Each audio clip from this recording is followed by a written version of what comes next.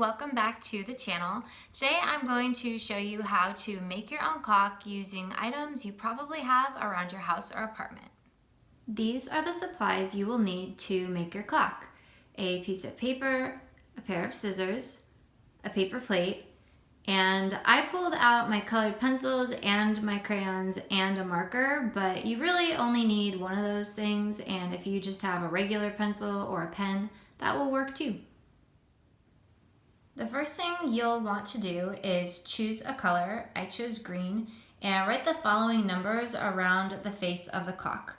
At the top, you'll want 00, at the bottom, 30, to the left, 45, and to the right, the number 15.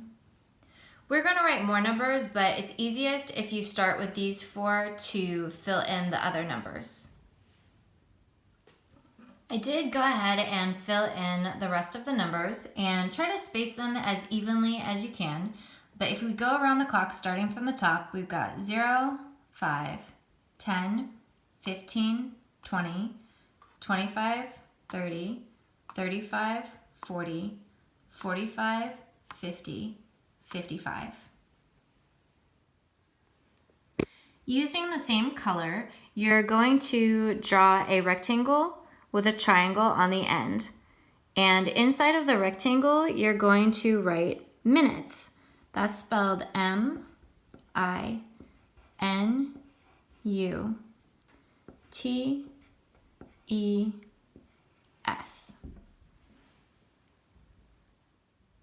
Next, you'll choose a different color. I chose blue, and you're going to be writing some more numbers on your clock. You want these numbers to be a little bit bigger than the first ones that you wrote, and you want them to match up exactly with the numbers you wrote before.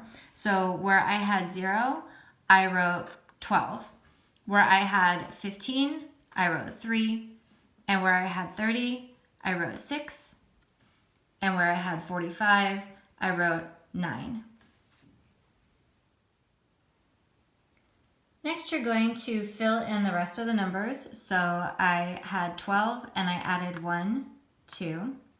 I already had the 3 and I added 4, 5. We already had the 6, so I added 7, 8. The 9 was already there, so I went ahead and added 10 and 11. And as you can see, the numbers in blue are in the exact same place as the numbers that I wrote in green, but the blue numbers are on the inside of the face and the green numbers are on the outside of the face. The next step is to use this color, whatever one you used, and you're going to draw yourself a rectangle with a triangle on the end.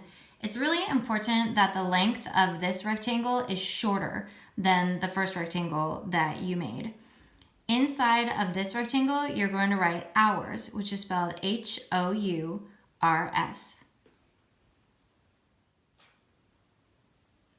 The next step is to cut out the two shapes that you made, your hours hand and your minutes hand. Now we can use our clock to learn how to tell time. Telling time is pretty simple. There are only 3 steps you need, and I wrote them down. The first step is to start with the shorthand and write the number it points to. Your shorthand is your hours hand, and it's pointing to the 3. And this is why I wanted to make things color-coded. So your blue hand is pointing to the blue numbers. And I'm going to just go ahead and write down a number 3.